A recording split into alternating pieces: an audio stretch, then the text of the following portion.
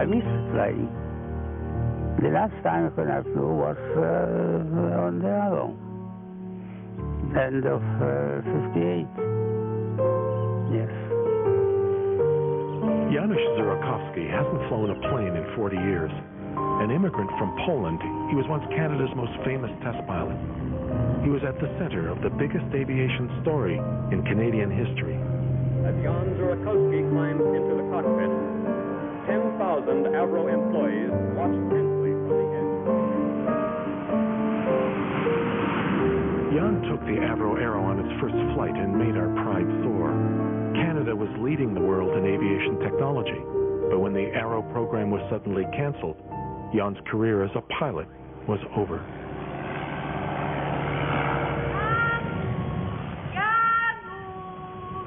Zurakowski is now firmly planted on the ground, on 120 acres of land he and his wife Anna bought in northern Ontario. Here they built a home, a Polish tourist lodge and several cottages. They named it Kartuzy, after an area in northern Poland. So what is the plan for today? You have to go to BSB and do some shopping for me.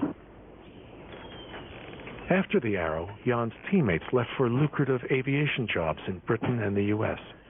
They were shocked at his move to the wilderness. Of course, my friends in Toronto said, "You are crazy.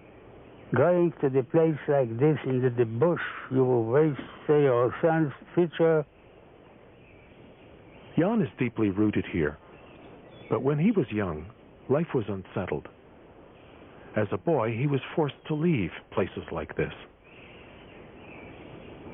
My family had to escape from the Soviet Union. So for 3 weeks by night, we're traveling by horses and cars. That was 1921, when Jan was 7 years old and eastern Poland was occupied by the Soviets. Jan was expected to follow in his father's footsteps and become a doctor. But at 16, he won a flight in a glider. Jan was hooked on flying. He entered the Air Force Academy and graduated as an officer. That's when he met Anna, his future wife. But they'd be separated by war. In 1939, his skills as a pilot and officer were brutally tested.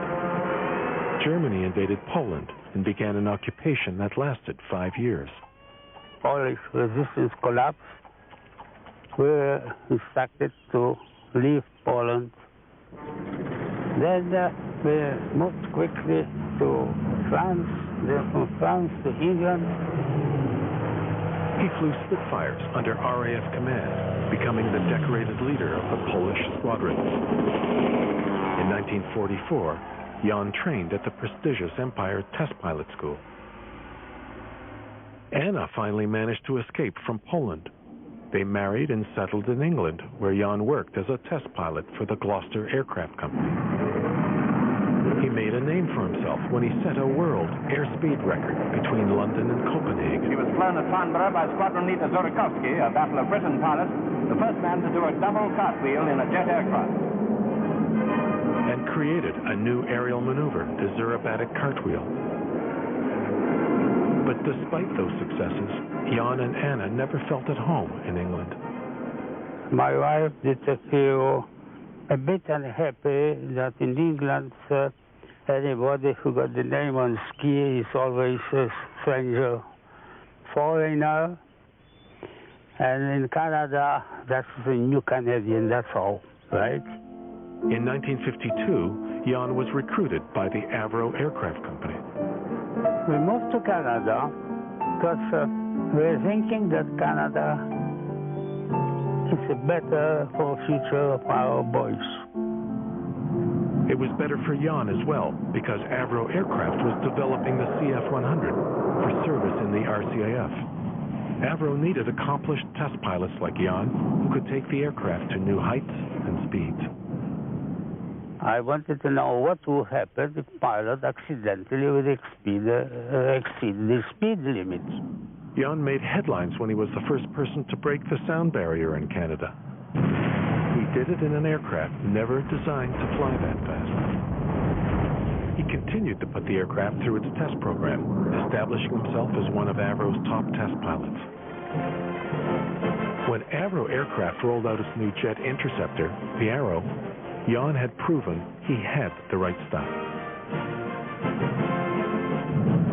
On March 25, 1958, he flew the world's most advanced jet fighter on its inaugural flight.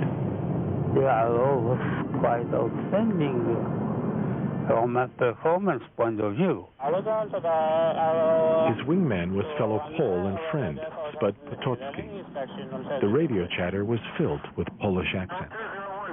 In the control tower watching it, my knees were shaking a little bit too. Yeah. It was such an important occasion. Don Rogers was Avro's director of flight operations and Jan's boss. I was sure about his background experience on many different aircraft and much test flying. Controls are behaving quite nicely. I can see no oscillatory motions of any description in them. Plus his natural ability as a pilot and his ability to study the aircraft and to explain the flight characteristics if they weren't entirely what he wanted and so on. Telemetry, touchdown.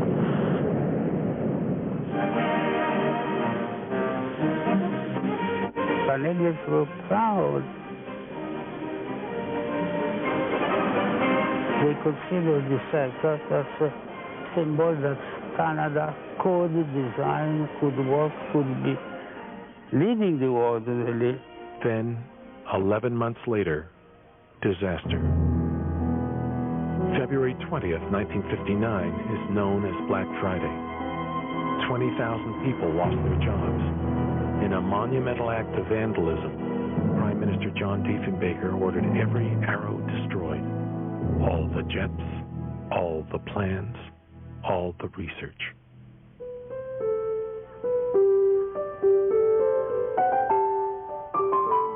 After the Arrow, Jan built Cartouzi. This is where his sons grew up. It's still the place where they gather with their wives, Julie and Susan, for a meal that mixes Polish and Thanksgiving traditions.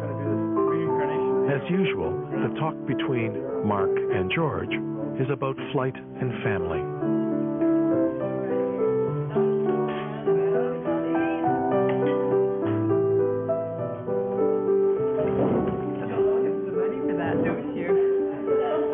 Life is good for the Zurakowskis now, but 40 years ago, their neighbors were a little suspicious of professionals moving in from the city.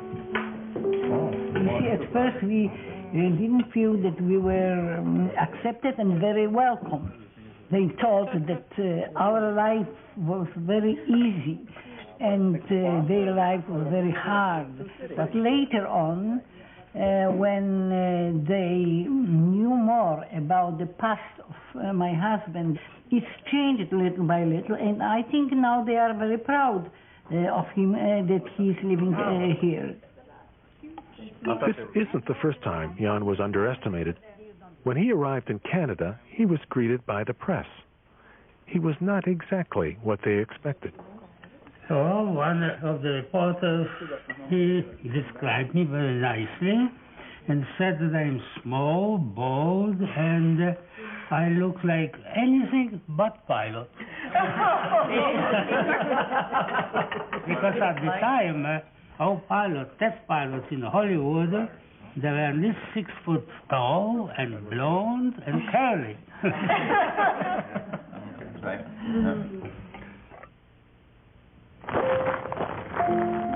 Jan Zurakowski dreamed of owning some land with his wife Anna, where they could put down roots and raise their family in peace. Anna remembers Jan was in the Arrow when he caught sight of their future home. And he saw it from the air. It was he who bought this land 1 year before the cancellation. We were feeling like those first settlers, that were fighting all the elements and everything. And somehow I had this in my heart that we will succeed. I was really not worried. Jan and Anna have created a setting that's like a small bit of Poland in northern Ontario.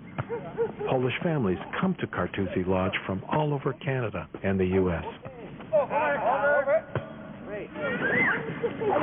Our kids are active with the Polish language and relating with other Polish kids, and it's nice. We never developed it to a bigger business. We like it just like a friendly lodge, small lodge, family lodge. There was no road or electricity. The pioneering test pilot had to become like the Polish settlers before him. He had to learn how to cut a road through bush, how to frame a building, how to do carpentry. There were no builders in practice in Barry's Bay. There was not a proper equipment. But next spring, we already had 2 cottages and the lodge roughly finished. So we started business this way. When Jan drives to the nearby town of Barry's Bay to do his shopping, he travels through an area Poles call Kashubi. It was the first Polish settlement in Canada. This area is nearly 99% replica of what they left in Poland.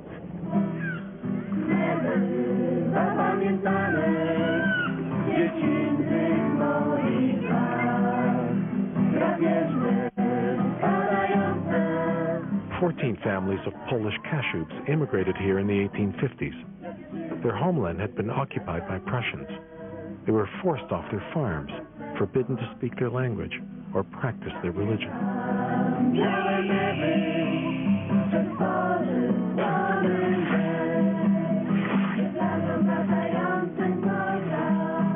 Life was hard for the newcomers.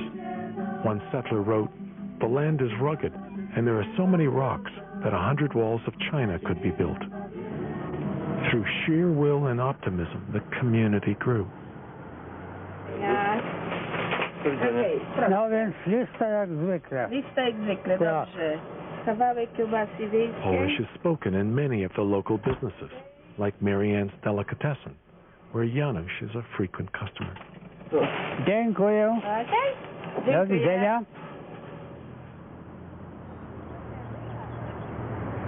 When Jan first moved to Barry's Bay, people didn't know he was part of a Canadian legend.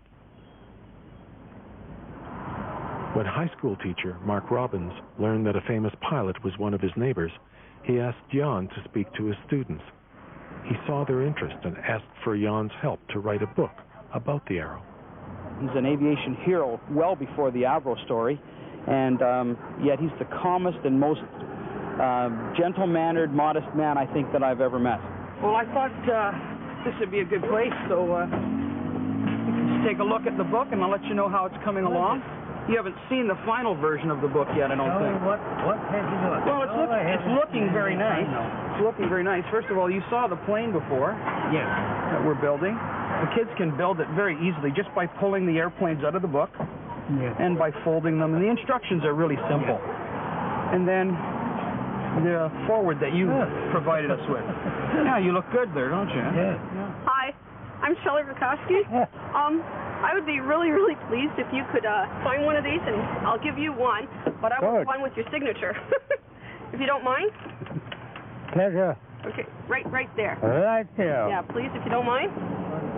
The name Jan Zurakowski now appears on thousands of books, posters, model airplanes, and even coffee mugs.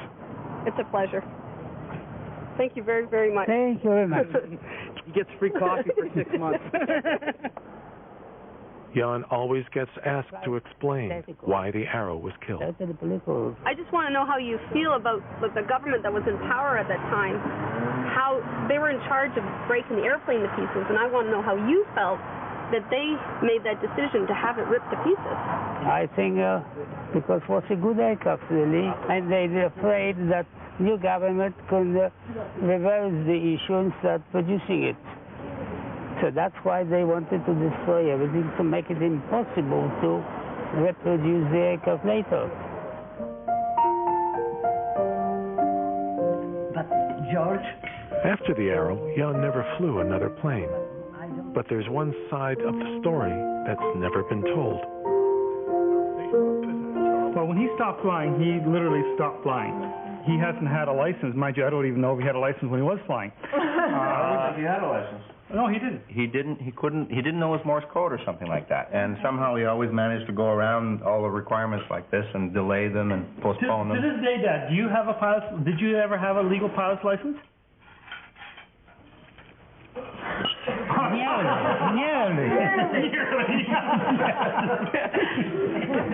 One of Canada's most famed aviators doesn't have a license and never did to fly aircraft. That's right.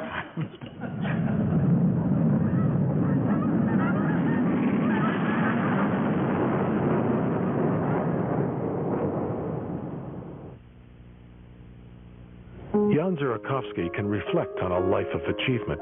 He could have found jobs and success in the U.S. Some of his Avro co-workers went on to NASA, Boeing, and Lockheed, but Jan decided to remain in Canada. I had an offer in the United States, but my wife said, no, I'm not going anywhere from Canada, so I have to think about something completely different. And that's what I chose. The man who helped bring the future of aviation to Canada had become self-sufficient enough to thrive on the shores of a northern lake.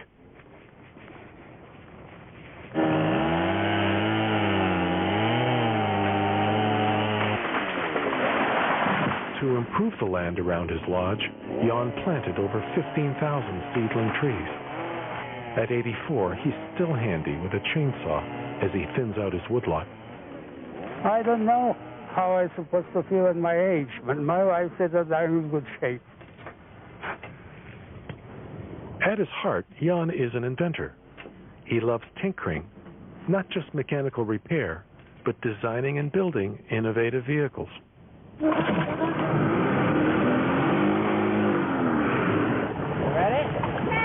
Okay.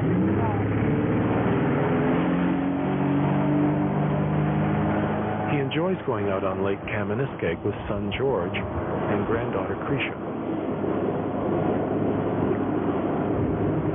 He experiments and develops and plays.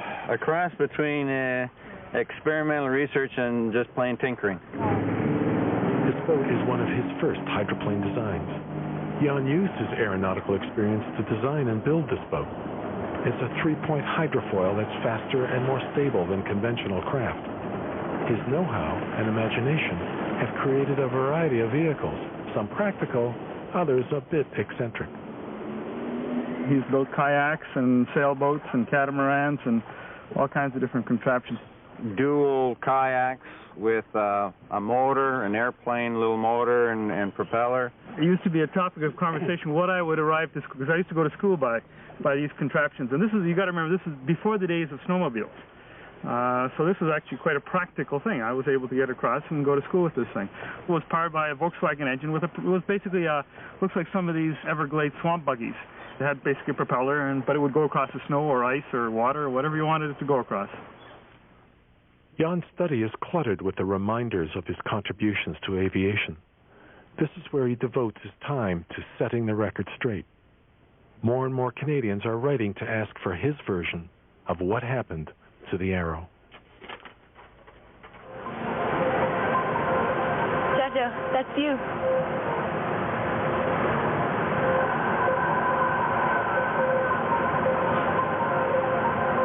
40 years ago. I was a bit younger. Were you scared that day? Were you test flew? I was too busy to be afraid. At the National Aviation Museum in Ottawa, Jan visits with his granddaughter Krisha, who hurt herself in gymnastics. They come to see all that remains of the Arrow. The growing interest in the aircraft has created a myth. Jojo, a lot of people said that you were the one that flew away with the Arrow. That's not true, is it? No. I don't think there's any chance of having any Arrow in one piece, no. Yeah. Do you wish you had flown away with the Arrow? Oh, yes. But well, that's not Yeah. That would be interesting to have one, but I don't think it's any chance. Everything had been destroyed. This is all that is left of the last aircraft that Jan flew. But the Polish name Zurakowski and his love of flying will continue to inspire a new generation. When I was younger, I heard my father and my grandfather talking a lot about the Arrow, and I wanted to learn how to fly. I heard that air camp would be a good way to get your license. First night I was there, someone asked me whether I was related to Jan Zurakowski, and when I said yes, they were just ecstatic. They couldn't believe it. It's a real privilege or an honor to be such a hero's granddaughter.